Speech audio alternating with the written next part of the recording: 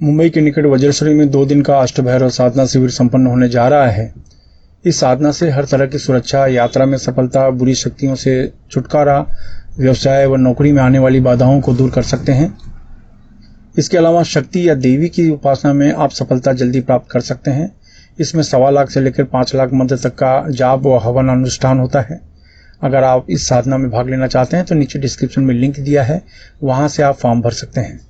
इसके अलावा होली की रात विशेष गोपनीय पूजन शिविर का आयोजन किया जा रहा है, जिसका मुहूर्त होलिका दहन से लेकर रात 12 बजे तक का है। इस पूजन में नौकरी व्यापार में सफलता के साथ बुरी शक्तियों से छुटकारा, तंत्र बाधा, शत्रु बाधा से छुटकारा पाया जा सकता है। अगर आप इस शिविर में भाग लेना चाहते हैं या ऑनलाइन भाग लेना चाहते हैं तो नीचे डिस्क्रिप्शन में लिंक दिया है, वहां से फॉर्म भर सकते हैं। नमस्कार, दिव्य योग आश्रम की तरफ से आपका हार्दिक स्वागत है। आज हम शनि रहस्य की चर्चा करेंगे। शनि देव की चर्चा करें तो आज के इस कलयुग में जागृत देव माने जाते हैं। इनकी शक्तियां, इनका प्रभाव आज भी मनुष्य के ऊपर रहता है। ये चाहें तो किसी व्यक्ति को राजा बना दें, ये चाहें तो किसी व्यक्ति को रंक बना दें, भिखारी बना दें, ये चाहें तो किसी को साधु बना दें, ज्ञानवान बना दें, ये चाहें तो किसी को अनपढ़ बना दें, शैतान बना दें। शनि का प्रभाव इंसान के जीवन में बहुत ज़्यादा होता है। ये इंसान की हर पल परीक्षा लेते रहते हैं और जाहिर है परीक्षा लेने के बाद ही ये उनको उनकी मनोकामना की पूर्ति करते हैं। तो आज आपकी कुंडली में शनि के प्रभाव की चर्चा करेंगे। शनि अगर आपकी कुंडली में प्रथम स्थान में है और खराब अवस्था में है तो ये कुछ न कुछ अड़चन पहुंचाता है। आपके कोई कार्य जल्दी से सिद्ध नहीं होते और आप मेहनत बहुत करते हैं लेकिन उसकी तुलना में फल आपको ज़्यादा नहीं मिलता। शनि अगर दूसरे स्थान में है तो आपको लाभ बहुत मिलता है और आपके अंदर हिम्मत बढ़ती है, अध्यात्म में जाने की ताकत आती है और धन से संबंधित आप स्ट्रगल तो करते हैं, मेहनत तो करते हैं, लेकिन फल की प्राप्ति होती है। शनि का जो प्रारंभिक स्वभाव है कि आपको पहले वो परेशान करता है, बाद में आपको सफलता दिलाता है।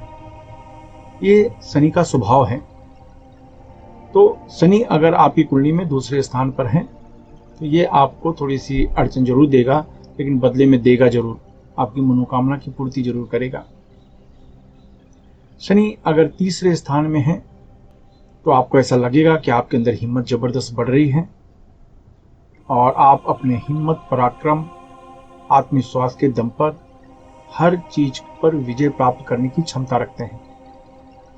शनि अगर खराब अवस्था में है तो इन्हीं चीजों में नुकसान होता है कि बहुत प्रयत्न करने पर भी जल्दी सफलता नहीं मिलती।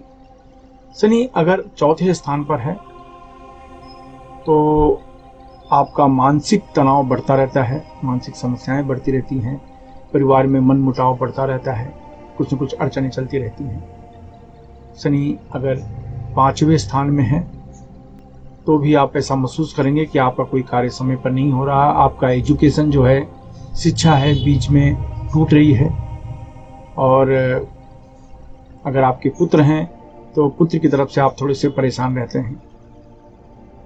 शनि अगर 6ठे स्थान में है तो आप महसूस करेंगे आपके अंदर लोगों को हराने की क्षमता होती है। शत्रु कितना भी प्रबल हो, शक्तिशाली हो, किसी भी रूप में वो आपसे आगे हो, लेकिन वो आपको हरा नहीं सकता। आपकी मनोबल जो है, आपकी इच्छा शक्ति इतनी प्रचंड रूप से शक्तिशाली होती है कि कोई भी व्यक्ति आपके ऊपर हावी नहीं हो पाता और इससे आप अपने क्षेत्र में बढ़ते रहते हैं। हाँ, ये सही है कि दुश्मनों की संख्या बढ़ती रहती है, लेकिन अगर शनि कमजोर है तो फिर आपको दुश्मनों से खतरा भी होता है। शनि अगर 7वें स्थान में है, 7वां स्थान पार्टनर का माना जाता है और शनि अच्छा है तो आप ये महसूस करेंगे कि आपका जो पार्टनर है आपसे उम्र में बड़ा है, आप ऐसा महसूस करेंगे।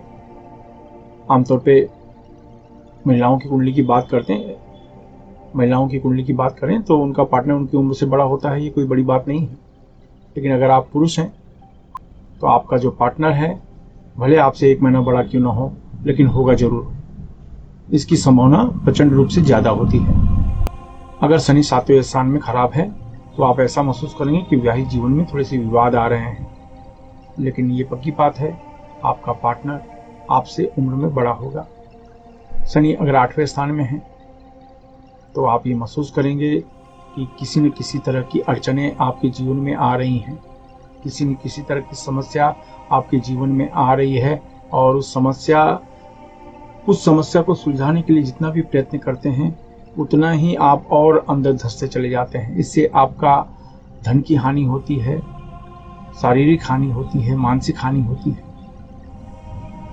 9वें स्थान में अगर शनि है तो ये शुभ माना जाता है, बहुत ही अच्छा माना जाता है। आप भाग्यवान होते हैं, कम मेहनत करके आप सफलता जल्दी प्राप्त कर सकते हैं। लेकिन अगर शनि खराब है तो कुछ अड़चनें आती हैं, भाग्य कमजोर हो जाता है। लेकिन शनि अच्छा है तो आप महसूस करेंगे कि आप भाग्य के दम पर अपनी सभी प्रकार की मनोकामना की पूर्ति कर रहे हैं। शनि अगर 10वें स्थान में है तो आप और भी ज़्यादा भाग्यशाली, हम ऐसा माना जाएंगे। आप कंप्यूटर लाइन, इलेक्ट्रॉनिक लाइन, इसमें आप बहुत तेज़ी से आगे बढ़ सकते हैं। यानी आप कोई भी क्षेत्र चुने उसमें आपको ऐसा महसूस होगा कि आप उसमें आगे बढ़ रहे हैं। और अड़चनें तो स्वाभाविक हैं, हर इंसान के जीवन में आती हैं, लेकिन आपको ऐसा लगेगा कि आप उन अड़चनों को पार करने की क्षमता आपके अंदर है। और 10वें स्थान में शनि होना शुभ है। 11वें स्थान की बात करें तो 11वें स्थान में भी शनि होना शुभ माना जाता है, लेकिन अगर वो खराब अवस्था में है तो आपको आर्थिक बहुत नुकसान होता है। 12वें स्थान में अगर शनि है तो ये भी शुभ है, ऐसी कोई बात नहीं, लेकिन आपको ये देखना होगा शनि की अवस्था कैसी है।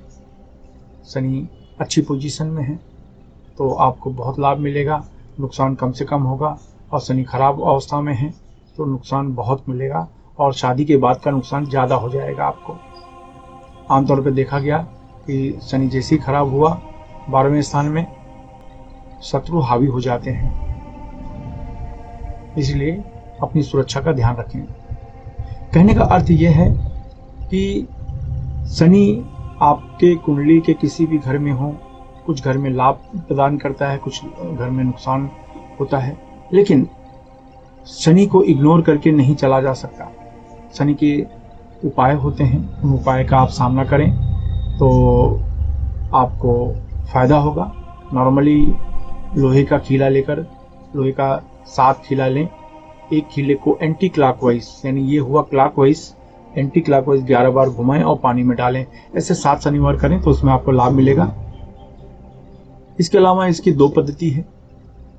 एक तांत्रोक्त तरीके से पूजन होता है, और इसकी विशेष जो पूजा होती है वो हम लोग अमावस्या में, कृष्ण पक्ष की त्रयोदशी में हम लोग ऑर्गेनाइज करते हैं। नीचे डिस्क्रिप्शन में लिंक दिया है, आप उसमें क्लिक करके फॉर्म भर सकते हैं। दूसरी पद्धति ये है कि ढीले ढाले वस्त्र पहनकर किसी भी शांत कमरे में बैठ जाएं। अगर जमीन पर नहीं बैठ सकते हैं तो कुर्सी पर या सोफे पर शांत होकर बैठ जाएं। दोनों आंखों को यहाँ पिंच करें, दोनों आंखों के बीच में यहाँ पिंच करें और जोर से गहरी सांस लें। 10 बार आपको सांस लेना है, जितनी देर तक हो सके रोक कर रखें, फिर धीरे से छोड़ें। इस तरीके से 10 बार आप प्राणायाम करें। ये इसलिए कराया जाता है कि साधना करते समय आपकी मानसिक शारीरिक अवस्था सामान्य रहनी चाहिए। अगर किसी तनाव को लेकर, चिंता को लेकर, परेशानी को लेकर आप साधना करते हैं तो वो चिंताएं 10 गुना बढ़ जाएगी। इसलिए 10 बार प्राणायाम इसलिए करते हैं कि मन शांत रहे आपका। इसके बाद खास प्रकार का शनि मंत्र, ओम शं शनिश्चराय सूर्यपुत्राय नमः, ओम शं शनिश्चराय सूर्यपुत्राय नमः, ओम शं शनिश्चराय सूर्यपुत्राय नमः। मैं एक बार फिर से बोल रहा हूँ, ओम शं शनिश्चराय सूर्यपुत्राय नमः। इस मंत्र का उपांशु जाप करें, धीमी आवाज में जाप करें, आपकी आवाज आपके कमरे से बाहर जाने न पाए।